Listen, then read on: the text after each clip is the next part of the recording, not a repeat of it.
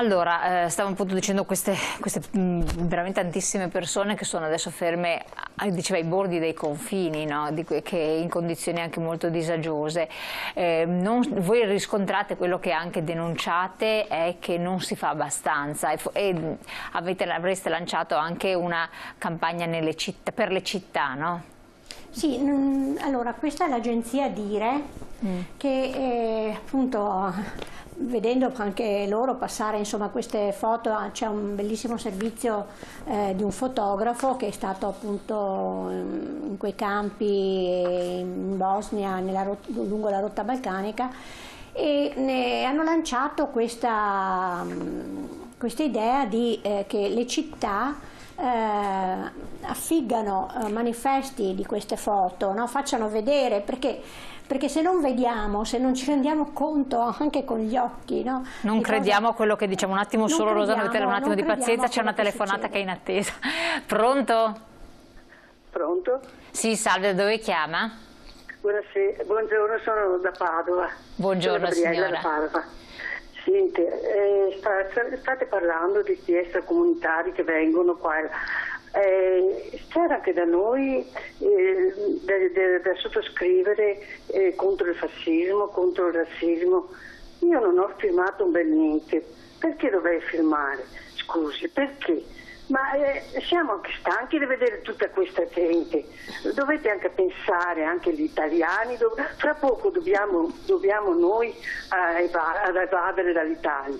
Dovete pensarci agli italiani prima e dopo è giusto aiutare, ma a casa loro ragazzi, qua non c'è posto, dovete anche farvi un'idea, non so.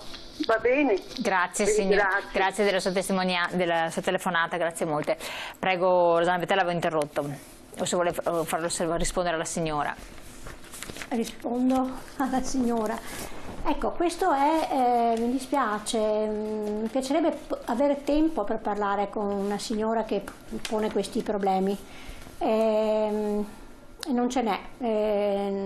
In più proprio parlare anche a tu per tu, ed è quello che noi abbiamo sempre cercato di fare anche con le persone che venivano nelle nostre sedi o alle nostre assemblee, no? Adesso poi siamo in questa situazione in cui ci vediamo addirittura in videoconferenza, perché ci sono tanti stereotipi, tanti pregiudizi che veramente vanno smontati, perché non hanno senso, Faccio solo presente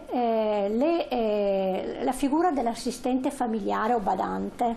Sono quasi tutte donne straniere, di quelle nessuno si fa, come dire, sembra come che non esistano questo problema.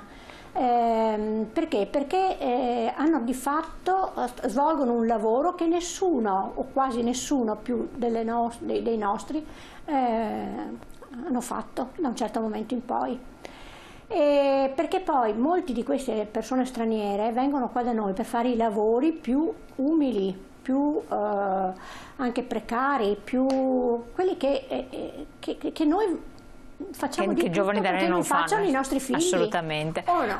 Perché vogliamo che i nostri figli si laureano, svolgano un lavoro qualificato, no?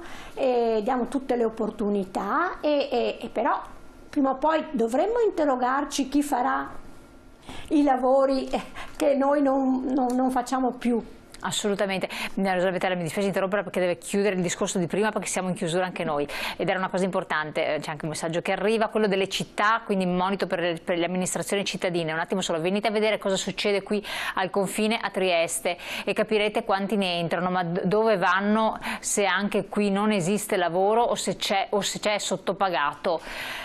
E purtroppo questo è un dato di fatto, perché dopo qua si ammassano e si danno la delinquenza. Cioè, bisogna saper gestire queste cose. Amministrazioni cittadine per tappezzare le città di manifesti? Sì, di manifesti di queste figure, di queste persone che sono là, che soffrono sotto con il freddo, con la neve, in condizioni davvero disumane. Perché? Perché perché ci rendiamo conto come cittadinanza che non possiamo stare con gli occhi chiusi e che non possiamo quindi sensibilizzare le passare... persone facendo vedere tante foto, tante immagini.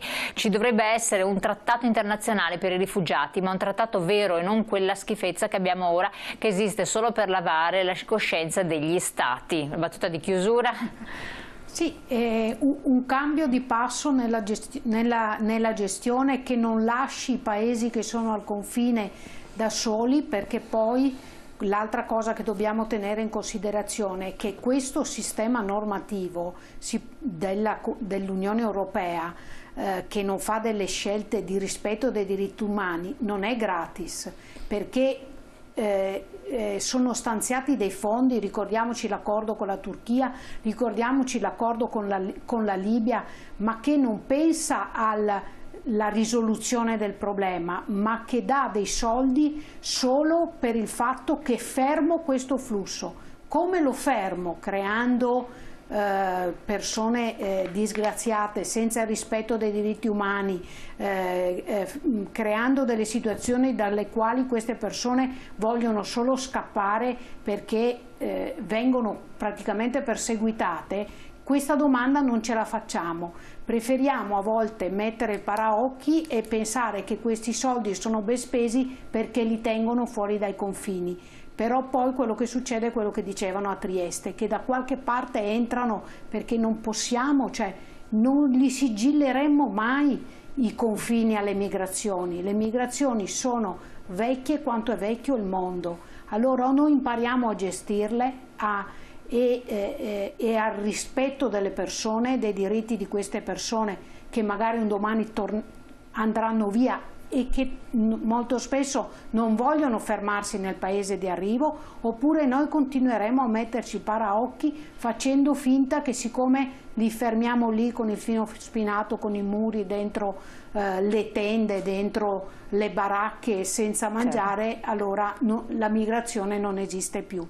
Non è così che possiamo andare avanti. Assolutamente, io vi ringrazio entrambi per aver partecipato, è stata una trasmissione molto interessante, soprattutto perché è stato sollevato un problema, una questione delle tante, come si diceva un po' all'inizio, ce ne sono veramente tantissime, però questa è stata portata adesso in luce in occasione anche di questa, diciamo, sortita che hanno fatto i loro parlamentari, che è questa testimonianza effettiva di situazioni estremamente tragiche che vanno tenute in conto, vanno gestite, andrebbero in qualche modo regolamentate a livello internazionale. Grazie a Rosanna Bettelli di essere stata qui con noi, grazie anche a lei segretaria della CCGIL Silvana Fanelli, grazie a voi telespettatori di aver partecipato con i vostri messaggi e con le vostre telefonate. Vi ricordo, potete sempre scriverci, chiedere e poi vi faremo contattare direttamente dalle sedi dello CCGIL. Grazie e buon proseguimento.